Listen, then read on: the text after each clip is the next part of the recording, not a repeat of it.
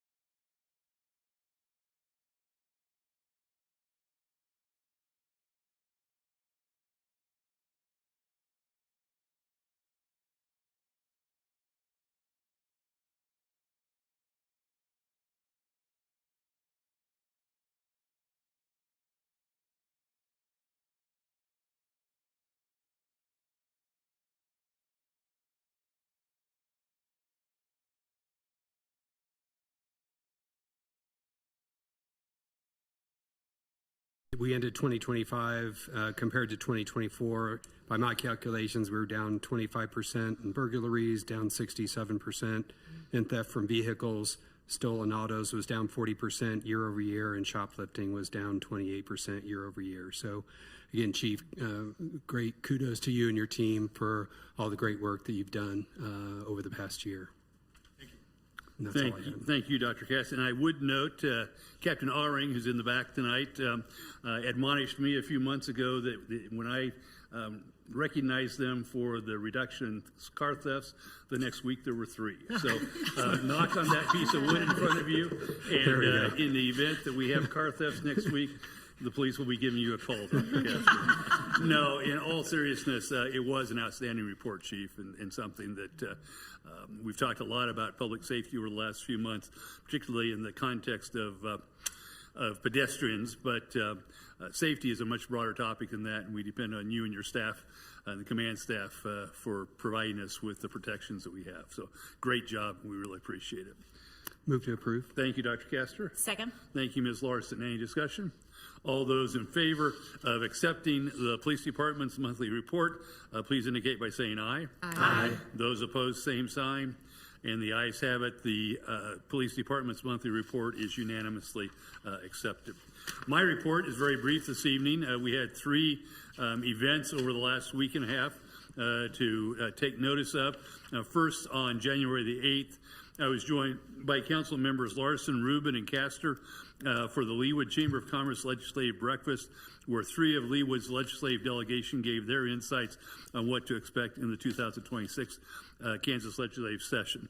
This will be a session that we'll all want to pay close attention to as it progresses. One, it's scheduled to be a very short session, so things will be moving at lightning speed in the context of a legislative session, and in particular, there's a great deal of interest in potential property tax relief, which could have a dramatic impact upon our budgeting process. So we'll be watching that closely, but we appreciate receiving the insight from the Kansas legislative or the Leawood legislative delegation.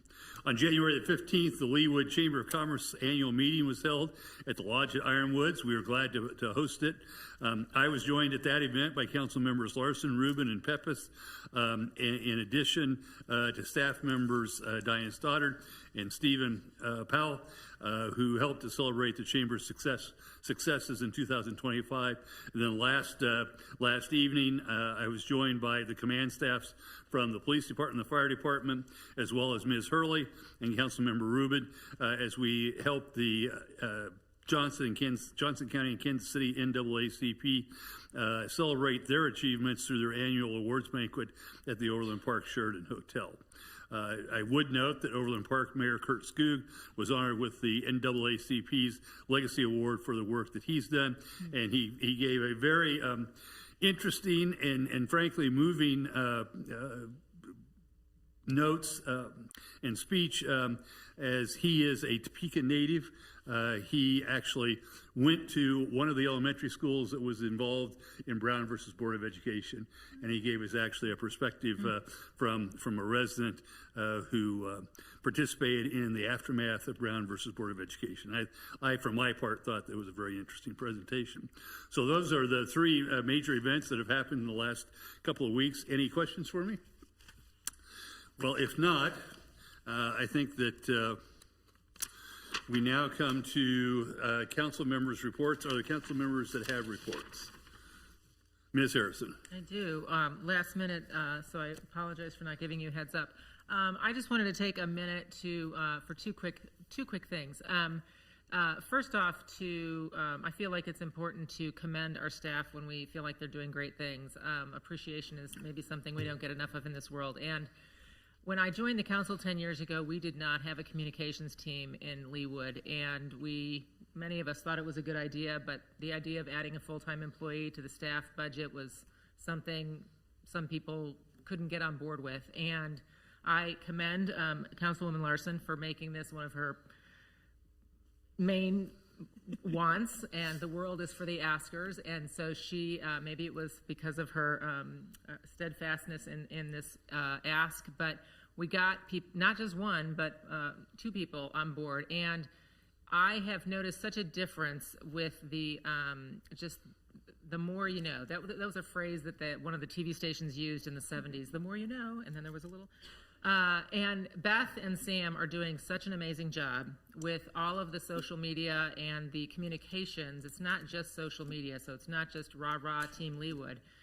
It's facts about police reports, and it's facts about public safety, and it's facts about road improvement, it's facts about construction updates. And our residents have enjoyed these public services for all these years, but they didn't always know what they needed to know about these things that were happening. And it's not behind the scenes when you work at City Hall, it's front and center. So I want to thank you, Beth and Sam, for the great work that you all are doing and continue to do. And the ask that I have for everybody sitting on this side of the dais is that you ask your HOA members to promote our social media, that you post our stuff on your HOA pages. You invite your neighbors to like our pages, because if they're not following the police page or the Parks and Rec page or the city page, it won't get the eyeballs on it. So we all need to do our part as well to do that. So that was my first thing. My second thing I wanted to do was give a quick update about World Cup FIFA Leawood activity, because it seems like some of us are going to a meeting almost every week for one FIFA thing or another. One of the things I'm in charge of is the 4th of July parade, and we have secured an MC, Master of Ceremonies, for the event in local TV journalist John Holt. So we're excited about that. We've also had our first several parade entries. So there will be at least 2 entries in the Leawood Parade. So it will not just be me out there on the 4th of July. There'll be at least 2. So please spread the word, and Beth is already helping to do that in many ways. But just want you to know that we're off and running. The fire chief gets the Gold Star Award for being the very first parade entering a couple of the Leawood fire vehicles, emergency vehicles in the parade. And now the police department is going to enter 5 things just to one-up the fire department. But that's the way it goes. And we've got a local car club and some pet rescue groups on board very early on. So it's early. It's only January. And the Elvises. And the Elvises will be on board soon. They've been officially invited. So it's just the beginning, but it's January. Nobody's thinking about the 4th of July except me every day at 3 a.m. when I can't sleep. So we're excited about that. And I know Matt is working on the business readiness grants. And just like a parade, when you get your first entry, you're very excited, and you aren't sleeping until you get at least 3 businesses apply for a business grant, because wouldn't that be awkward if only 1 business applied? And how many have we got, Matt? Probably close to 30. Right. So, yay, we did it. We did something right, because 30 businesses got the word and took the time to apply, because it doesn't happen if they don't take the time to apply. So now he's got to wade through 30 business grant proposals and rank them and figure out who's going to get the money. But we're very excited for a first ever thing that we just didn't know. We didn't know if the legs would get underneath it. So well done. Matt did a great job with the website, and so we've been busy behind the scenes. That's all I got. Ramble. Thank you, Ms. Harrison. No, great points, and we appreciate the comments. And again, looking forward to that old-fashioned 4th of July parade. It'll be a lot of fun. So, any other reports? Mr. Sunkel, I think you may have one matter that you wanted to have referred to the city attorney. I think Ms. Stoddard is following up on that, and But we need to have a referral from the governing body in order to authorize it. all right. Yes, the police department came up with a helmet ordinance, and it came to the Bike Walk Committee, and the Bike Walk Committee approved it, and now it should go to legal and to be. And what's the general nature of the ordinance? It is requiring helmets for kids on scooters and the small electric vehicles, as well as bicycles. So, Any discussion? I would note that last week in the Kansas legislature, a piece of legislation was introduced that is entitled Duke's Law, which is an effort by our local legislatures to get state legislation passed that would do many of the same things that we're contemplating with the ordinance that's under contemplation here. I briefly reviewed that proposed statute over the weekend, and the good news is that it expressly calls out that it does not intend to preempt municipal legislation that may be more strict than what the state legislation is going to be. So it's good to see action happening both at the state level and at the municipal level, and it does remind me of one item that I failed to note in my report, and that is, I suspect that you all saw it, but there was a story that was televised on KSHB, I believe, looking at Beth here, last week, that addressed and described our efforts on 103rd Street, and I thought it was a very balanced segment that I had an opportunity to speak with the reporter about what we're doing, and she also had an opportunity to speak with a number of the parents at Brookwood Elementary School. But again, I thought by far and large it was a very even-handed sort of report on that. So with that, if there's no more discussion, is there a motion? Sorry. May I ask a question about that referral from the committee? Yeah, we don't have a motion yet, but go ahead. Well, would the request be, or if you could clarify, would it be for all bikes, scooters, or only motorized? I think that it's in the draft that's going to be coming to you. There is a bullet pointed summary of what it is that the Bike Walk Committee wanted to accomplish. So I think that'll probably be in that document. Yes. Okay. Yeah, I think and if I'm correct, the police department got the wording pretty much from other ordinances, so this is just to look it over and make sure everything's up to snuff. Okay, we'll take a look at it. Thank you. All right, I'll entertain a motion. I don't think I have a motion yet, do I? I don't think so. So I will move that we refer the helmet ordinance from the Bike Walk Committee to the legal department. Thank you, Mr. Sunkel. Is there a second? Thank you. Mr. Pepis, the first time I've called your name. I had to think about it twice. I apologize for that. Any discussion on the motion? If not, all those in favor of referring to the city attorney the final review and drafting of a ordinance relating to helmets and motorized vehicles or scooters and such, please indicate by saying aye. Aye. Those opposed, same sign. The ayes have it, and the matter is unanimously referred to the city attorney. Any other committee or any other council member reports? If not, Ms. Stoddard, do you wish to be heard? I have no report this evening, Mayor. Thank you. Thank you, Ms. Stoddard. We come now to committee recommendations, and in the first instance, I will call Planning Commission case number 106-25, which is an ordinance approving a rezoning of 4.66 acres from RP3 Planned Cluster Attached Residential District to RP2 Planned Cluster Detached Residential District,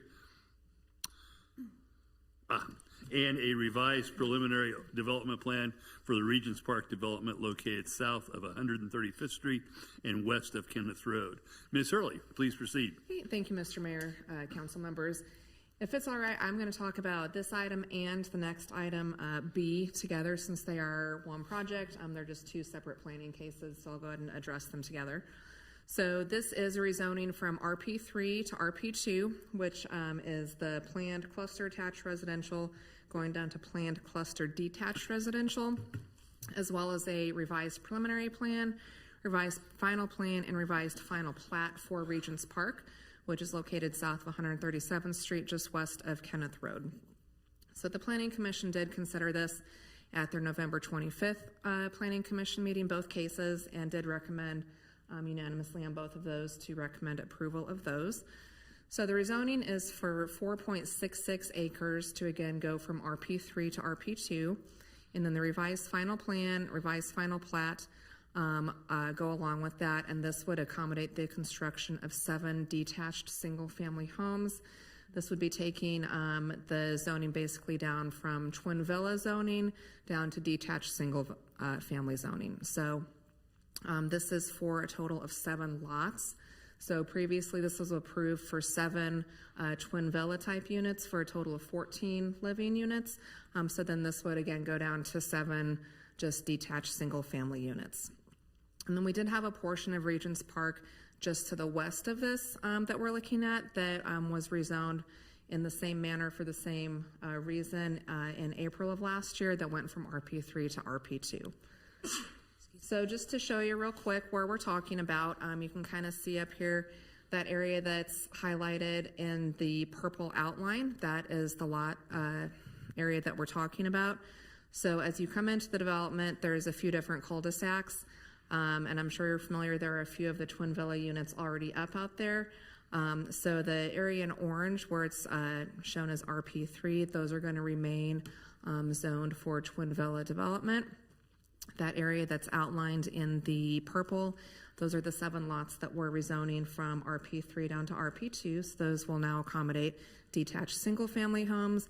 And then just to the west of that, there are, where it's the yellow and RP2 also, those are the 2 cul-de-sacs that were rezoned last year from RP3 to RP2, so that those can be developed with detached single-family homes.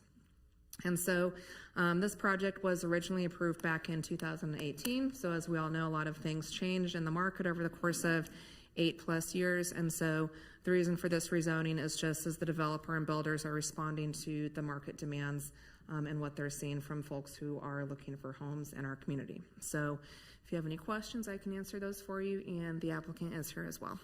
Thank you, Ms. Hurley. Questions from Ms. Hurley. Ms. Kane. If I remember correctly, and I could be remembering incorrectly, but that RP3 section was, I thought that was townhomes, and it was still yet to be determined if the townhomes were going to be owned or for sale.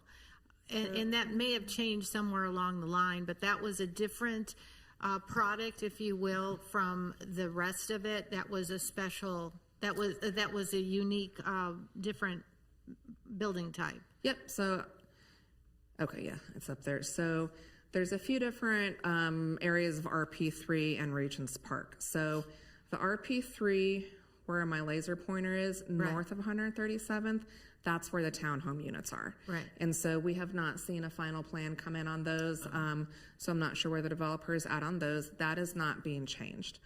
The area south of 137th is what was all originally shown as RP3 for the detached twin villa or the attached twin villa type units. And so over here on the east end, where it's still shown as RP3, those are again still going to be twin villas. And then it's like you were referencing for the townhomes, that area north of 137th. So the same zoning district accommodates the townhomes and the twin villas, and so we're not changing what's north that was originally planned for the townhomes. Right. So so that'll be interesting to see what they end up with, if it'll be townhomes or if they change that as well. And then it's also very interesting, the view from 135th Street of that 5-story building that's going up on the corner of Kenneth in 135th Street. Yep. It's there. It's if you look at it from 135th Street, you go, oh, that's not nearly as big as I think it is. But if you happen to catch it going, seeing the width of it, it's kind of it's a big structure. But I'm hearing on the street that's that Co-op, thank you. It wouldn't come in my mind. I had a different C word in my mind. But I hear the sales of the co-op are going quite well. And I actually have some friends of ours that are going to be moving in there. So, and it's up. It's a while away, but it's there. So it's kind of interesting to see what that looks like with just the space and the. When you see a little box on a little piece of paper, you have no way of knowing, or I should speak for myself, of what it actually looks like when it comes out of the ground. It's a big building. Yeah. It's a very big building. So so far it looks good. It's coming along. And the topography goes down there, which is one of the reasons we approved it there as a 5-story building, because remember, the topography really falls off there. So that was one of the reasons we were amenable to it at the time. So anyway, thank you. Thank you, Ms. Kane. Other questions for Ms. Hurley? Ms. Harrison. Thank you. One of the things we had hoped to accomplish when we approved this project was to diversify the housing stock in Leawood, and the twin villas, the attached villas, whatever we want to call them, duplexes, there's a lot of names out there for them. was a way to do that, and now I feel like that's slowly being minimized by this one parcel at a time. And I wonder then if the same thing is going to happen along 133rd Street, where we approved another row of attached villas, duplexes, whatever you want to call them, luxury villas. Is there a, I mean, you don't follow, maybe you do follow the market. Are they strictly saying they aren't selling, or is this really about the builders saying we can make more money on single-family detached homes, and so that's what we're going to do? Because I feel like we did this for a reason, and to just undo it because they ask it gives me pause. And I apologize, I did not carefully read the minutes from the Planning Commission this weekend. So my understanding in talking with a few different developers, not just the developer of this project, is that they truly are just responding to the market demands, and these are the type of units that they're able to sell. The buyers are wanting the detached single-family units. Yep. And so I can't speak to how many of the twin villa lots are sold out here or on the north side of 135th. I'm not sure how many are sold on there. But again, yeah, it's our understanding after discussions with multiple different developers that just it's the buyer's demand is that they're wanting the detached single-family units. Okay, so then are we looking at detached single units with the same stipulations of setbacks that we gave twin villas, and we gave them to the twin villas because we wanted to diversify the housing stock, and so we said, sure, teeny tiny backyards, teeny tiny front yards, put them close together. We'll let you do that because we want to diversify the housing stock. So are we looking at 7 properties where teeny tiny backyards, teeny tiny front yards, 8 feet apart from the next house kind of a thing? Or are we looking at traditional Leawood setbacks? So the RP2 zoning district is a little bit smaller lot, single family district. But so anything that's built in here would have to meet those existing RP2 setback requirements. So they're a little bit, again, it's for a little bit more dense type development than an RP1, which is the larger lot. Right. But yeah, they wouldn't have those reduced setbacks like you would see on a twin villa. And generally, the purpose for asking for those reductions on the twin villas is that when you're looking at a twin villa, it's going to be a larger footprint since you've got the 2 units that you're trying to get on one lot. So they need a little bit of leeway with how close they're putting the buildings together. Right. Which just generally wouldn't be needed when you've got just the single detached unit on the same size lot. Perfect. Thank you. Thank you, Ms. Harrison. Ms. Larson? I have a question. This might be for the applicant. Will these homes be maintenance provided? I would ask Mr. Tucker or... Okay, Okay, not maintenance provided. Okay. I'll save the rest of my questions for the applicant. Okay. Thank you. Other questions from my left? All right, if not, Ms. Hurley, thank you. And I would invite the applicant to step forward and you could introduce yourself and provide us with any additional insight that you have. I think Ms. Larson may have a few questions for you. Good evening. My name's Tim Tucker, Tucker. I'm with Phelps Engineering. I really don't have any additional information to provide and try to answer any questions. And Mr. Tucker, if I remember correctly, I think there were some stipulations associated with the ordinance that we'll be taking up in just a moment. We're kind of doing this in the all together tonight. Do you or your client have any objections to the stipulations that were recommended by the Planning Commission? We do not. Okay, thank you. Ms. Larson, question? I drove through Regents Park on Sunday, and I do want to compliment the developer. I think it's it's shaping up to be a beautiful neighborhood. The homes that are nearing completion and the twin villas all really look like quality builds. And I look when I got home, Googled it to see, I went on the website to see the prices and it looked like there weren't any twin villas for sale below $1 million, but I read in the Planning Commission minutes, the transcript, that these homes might be priced between $800,000 and $1 million. That seems like maybe a dream come true for any home buyer of these. I'm expecting that would be higher. I had misspoke on that. I just talked to the developer. He's looking at more like 2 million. 2 million. Yeah, two that and makes. a half is about where. Okay, that makes more sense. But they are very well done.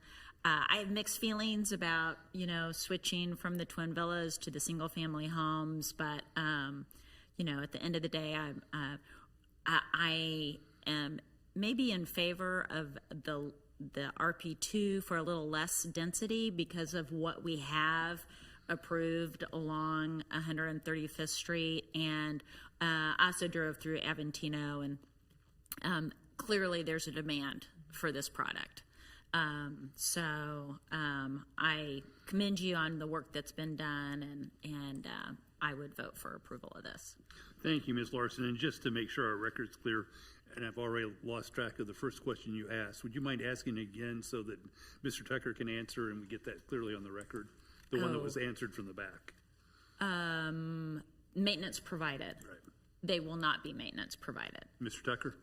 That's correct. Thank you. Okay. Any other questions for Mr. Tucker? Ms. Kane? That answer, I must say, surprised me. That if everything else is maintenance provided except for these 7 homes, all of a sudden just 7 homes are not going to be maintenance provided.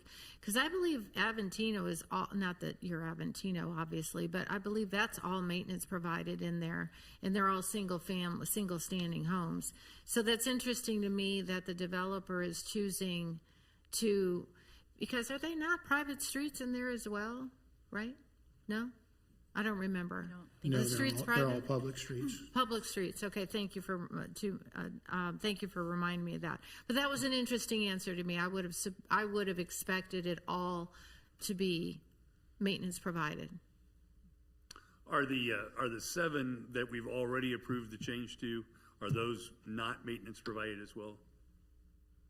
The previous Yes. application, which was, I think, 18 lots. No, I'm sorry. If I understood Ms. Hurley correctly, we've already approved a change with respect to 7, and this is an additional 7 that we're now approving, correct?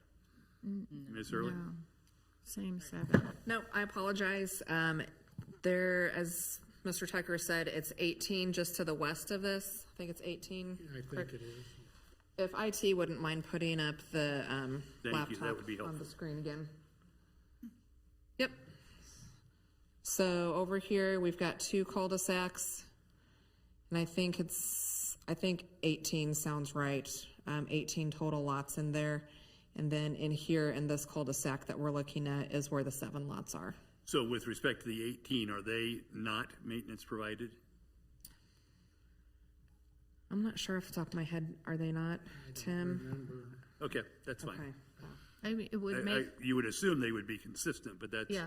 I was wanting to validate that. yeah. And I can double check and look back on our minutes. The 18 on the west, to the west of this were approved about a year ago. Yep. So I will double check back in that tomorrow and let you all know for sure on those. Okay, thank you, Ms. Hurley. Other questions for Mr. Tucker or Ms. Hurley? Yes, Ms. Guyette. So how many twin villas will be left with in what is currently at RP3? Can we put that chart back up, that plan? It There keeps we go. going away.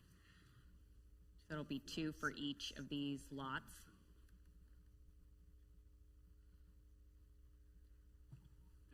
I'm counting about 14 lots. Does that sound right? Yeah, I'm seeing maybe 16, but I can't. 15.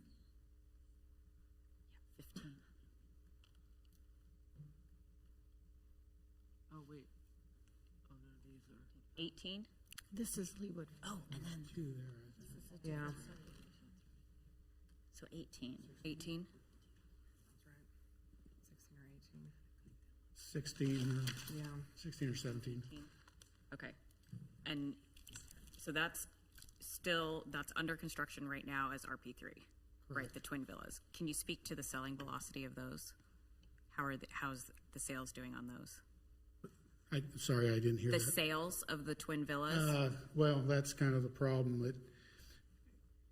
We started out with the RP3. It was all RP3. Right. And the construction started over here, and he had interest but couldn't close the deal on anything. And then Aventino kind of finished up, and so the developer is Rick Lashbrook. Right. So he sold the west half, the 18 that was on the previous application, to a different developer. So this developer that owns the RP3 plus the 7 that we're doing tonight is a different developer than the 18. Speaking with Scott, who's a developer, Scott Underwood with Lambie Grand, who's doing the east half, he did not believe that the RP2 on the west half is maintenance provided. Is what? Is not maintenance provided, is his belief. I can't verify that for sure right here, but But the twin villas are maintenance provided. yes. Any future intention of coming back and asking for the RP3 that is left to come down to RP2? It's possible. No, the top corner. The townhomes. That The was a whole townhomes. nother ballgame, though. Right now, that's not the intent, but I'm not going to say that that's not possible in the future. Okay. They're hoping that this will help create some energy out there, and then he can start closing some deals. He's got a couple that I think he just said he got contracts on, so maybe that's building off the other RP2. So hopefully we're heading in the right direction. Yeah. But I understand you have to respond to the market, but it does, bring up a concern, and I echo that about our goals of diversifying our housing stock. And if we continue to change things that we've identified as opportunities for us to diversify that, to continue to go back to single-family homes, it does not help us achieve our goals as a city to diversify that housing stock. But I understand the need to respond to the market at the moment. I think part of the problem is the location of this piece of ground and the cost of the ground. So it drives the cost up, makes it very difficult on the attached housing portion of it. Being close to 135th Street, and that ground's, usually more of a commercial based, I guess. So they're kind of fighting with that a little bit. Understand that. Thank you. Thank you, Ms. Gayed. Ms. Larson. Did I hear, who's the developer of the parcel of land that we're talking about tonight? Lambie Grand, Okay. And then to the west is, Willis Homes. okay, gotcha. Thank you. Yes, Ms. Rubin. Aren't those the builders and not the developers? That Lambie and Willis, I think they're builders. They are, but they are Okay. also, they're not buying a lot, they're buying all 18. The whole application on the east portion was Willis. Okay, thank you. Thank you, Ms. Rubin. Other questions for Mr. Tucker or Ms. Hurley? If not, we'll move on. Thank you, Mr. Tucker. Appreciate it. We'll move on to the discussion portion of our agenda. Any thoughts or comments with respect to the requested rezoning? Anything additional, Ms. Kane, from the thoughts you had earlier? It makes my brain, listening to all these comments today, the depth from 135th Street to where these single-family homes and the attached villas is a whole lot deeper there than it is across the street. So it will be interesting to see what's across the street and how that finishes out. Because the word on the street, and I'm no expert right now, it's not like I've deep dived into this, is that the single-family homes over there on the north side of 135th Street are doing okay, but the attached villas are not. So it's following a very strong pattern. At the price point that the attached villas are being asked, you know, somebody goes, well, if I'm spending that much money, I don't want to have shared walls. So that's what seems to be kind of sort of happening, not just here, but around town, is if you've got attached. And then I want to say, at one point, this development even had triplexes. Remember, that was one of the.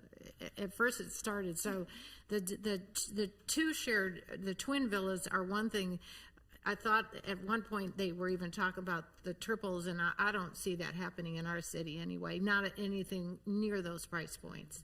Unless the price point comes way down, I can't imagine all that shared walls is just not, this doesn't seem to be flying. Maybe if they were all, anyway, there's a whole lot more depth here on the south side than there is on the north side. It'll be interesting to see. I guess the benefit is that maybe not substantially, but at least to a certain extent, the density we always express concern about density, and by moving these single family, we're reducing the density. But that's weighed against our desire to diversify the housing stock. So Yeah. it's always been the trade-off is to diversify the housing stock. We had to accept greater density. Right. So I'm not sure which way that cuts, but. Well, and this has nothing to do with this application, but I have had two, Dr. Castor and I met with a potential developer along that stretch, and then I had another call, was it today or yesterday? And then I referred them to the Leawood rootedandreaching.com website. If any of you get a call like that, he was not aware of that. So it was a fountain of information to have it all there, and that virtual open house is still open till 1:25. So I referred them. Dr. Castor and I, well, they knew it. This group, the first group we met with, already were well aware of it and had, but this second group that just called yesterday or the day before was not even aware of it. So that goes to show you we can put it out there all over social media, all over this, all over that, and people are, developers still don't have a clue that it's going on. So anyway, don't forget that it's out there and that it's a fountain of information, because he said, what is it that Leawood is looking for? And I said, well, funny you say that. Pull this up and we'll tell you. You know what I mean? So anyway. Other discussion? If not, is there a motion to approve the ordinance that would effectively rezone the 4.66 acres from RP3 to RP2? Move to approve. Thank you, Ms. Kane. Is there a Second. second? Thank you, Ms. Larson. Any discussion of the motion?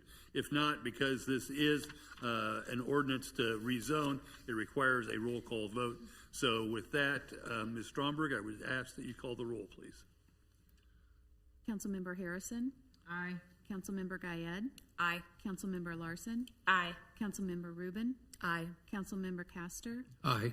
Councilmember Kane? Aye. Councilmember Sunkel? Aye. Councilmember Pepis? Aye. Thank you. I have 8 votes in favor and none against.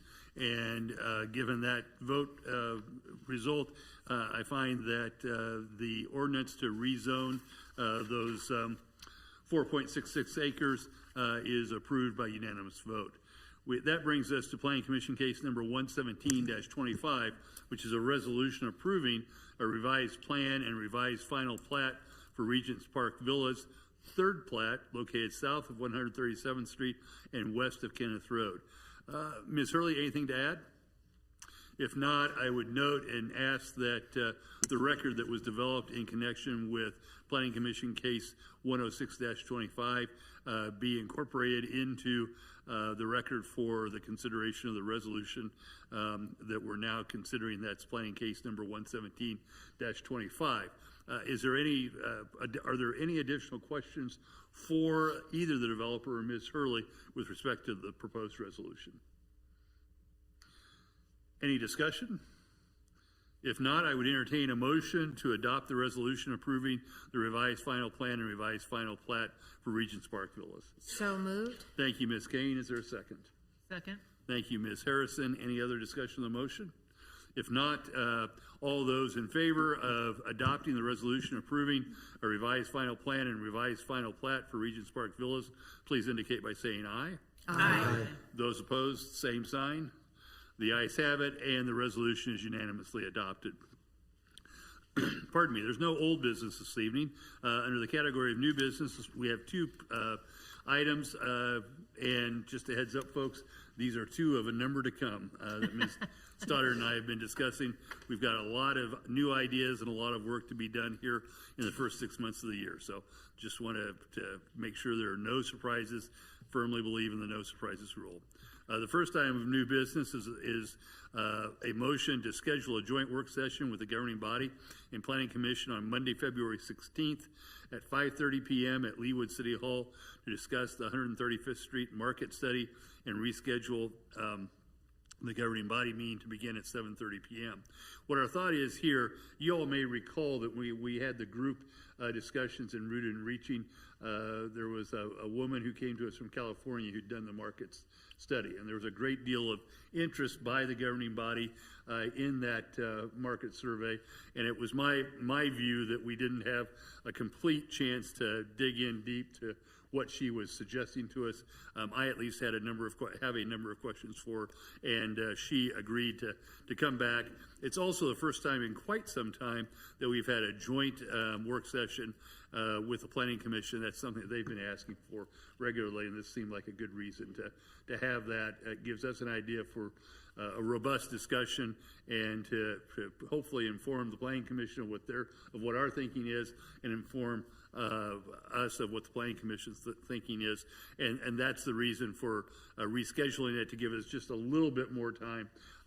Frankly, I was contemplating perhaps even doing this on an off Monday, because I had a sense, hopefully it was accurate, that a lot of us had a lot of questions for this data-driven market survey, and a lot of discussion as well. So hopefully we've built enough time in to have that robust discussion. I trust that none of you will disappoint me when it comes time to have that discussion. Is there any discussion over the idea of having this joint work session with the Planning Commission? If not, is there a motion to schedule the joint work session as described in item 14A? So moved. That was Ms. Rubin. Is there a second? Second. Thank you, Ms. Larson. Any discussion? If not, all those in favor of scheduling a joint work session with the governing body and planning commission on Monday, February 16th at 5:30 at the City Hall, please indicate by saying aye. Aye. Those opposed, same sign. The ayes have it, and we will move forward with staff to schedule that joint work session. Just by way of information, my guess is that we'll probably have that in the Oak Room downstairs, so that there's a chance for us all to sit around a giant table to have this discussion. The second matter under new business is a motion to schedule a joint work session with the governing body and planning commission on Monday, March 2nd, 2026 at 5:30 p.m. at the City Hall for a discussion of the Leawood Comprehensive Plan, and reschedule the governing body meeting to begin at 7:30 p.m. Now, this is a different work session. We're advised by Olson and by Ms. Hurley that the first draft of their proposed comprehensive plan will be available for a review, and the purpose of this meeting is to get reaction and discussion over that first draft. And it's gratifying to me that things are moving forward, and that I'm very pleased to hear that we have a first draft on its way. It'll be interesting to see what the content of the first draft is, and hopefully we won't be sending them back to the drawing board, that they will have capitalized on the engagement that we had both from the governing body and from the public. Ms. Hurley, you looked like you would like to be heard. Yep, I would just add that we do anticipate getting that here within the next couple of weeks, and so we intend to get that out to all of you, that draft, so you'll have plenty of time to look it over before we have that joint session. And then that joint session on March 2nd would include just a brief presentation from our consultant to kind of go over their draft recommendations and such, and then hopefully leave most of the time for discussion and questions. Thank you, Ms. Hurley. Any questions from Ms. Hurley over the progress on Rooted and Reaching? If not, is there a motion to schedule the joint work session that I discussed? So moved. Thank you, Mr. Sunkel. Second. Thank you, Ms. Gayed. Discussion? If not, all those in favor of scheduling the work session, joint work session with the governing body and the planning commission for Monday, March 2nd, 2026 at 5:30 p.m. at Leawood City Hall, please indicate by saying aye. Aye. Those opposed, same sign. The ayes have it, and staff is asked to schedule that work session. Again, I'm guessing that that one will be in the Oak Room as well. Well, less than an hour. Great way to start the year. Again, giving you fair warning that we have work to be done coming up in the next 3 or 4 months that may not lend itself to such effective and efficient meetings. Is there anything else to come before the governing body this evening? If not, thank you all for your time this evening, and thank you for the work that you're doing. Thank you particularly to Ms. Kane and Ms. Harrison for the work that they're doing on on the FIFA thing. And I note that there was a newspaper article that Ms. Claxton referred to Ms. Stoddard and me this evening, that amazingly enough, there are now 4 different countries who are contemplating their base camps here in the Kansas City area. Where it's an A word. It's Argentina. Algeria. Algeria is the new ad today. So it's Netherlands, UK, Argentina, and Algeria. And we had hoped at best to get 3, and it looks like we may have 4. Now, again, there's not been an official announcement from the countries or from FIFA, so who knows where that information is coming from, but it was solid enough that I think Channel 4 reported it this evening. So that's pretty exciting stuff. P.M. Kramer was quoted talking about those countries, so I think it's pretty good information. Are we off record now? No, we're still on the record. And my sense was, I can't remember, Ms. Starr, do you recall? I think that the UK was at Prairie Village, at Meadowbrook. Algeria, I think, was at the workout facility, the training facility for Sporting KC. The Netherlands were at, well, I won't even venture a guess. One of the other places was at the Currents workout facility, and I can't. And the 4th one I think was in Lawrence. So I can't remember exactly how those lay out, but it'll be exciting. I was at a meeting. Where was it? It was a meeting of mayors last week, and there was some question. A couple of the mayors actually had family members who had been traveling in South America, and there was some concern amongst, and again, this is not a statistically significant sample, but something I frankly had not thought about yet, and that is that with the increasing tension around immigrations and customs enforcement, that the enthusiasm for some of the South American countries, fans to come to Kansas City or to come to the U.S. generally, not just to Kansas City, but to the U.S. generally, was of some concern.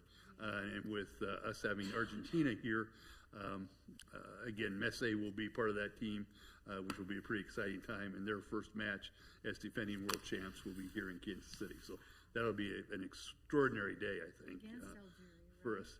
I think it is against Algeria. So they both are here, base camp. Yep. So could be a lot of fans, but again, things are moving along. So is there anything else to come before the governing body this evening? If not, is there a motion to adjourn? So moved. Thank you, Ms. Harrison. Second. That was Dr. Kester. All those in favor, please indicate by saying aye. Aye. Opposed, same sign.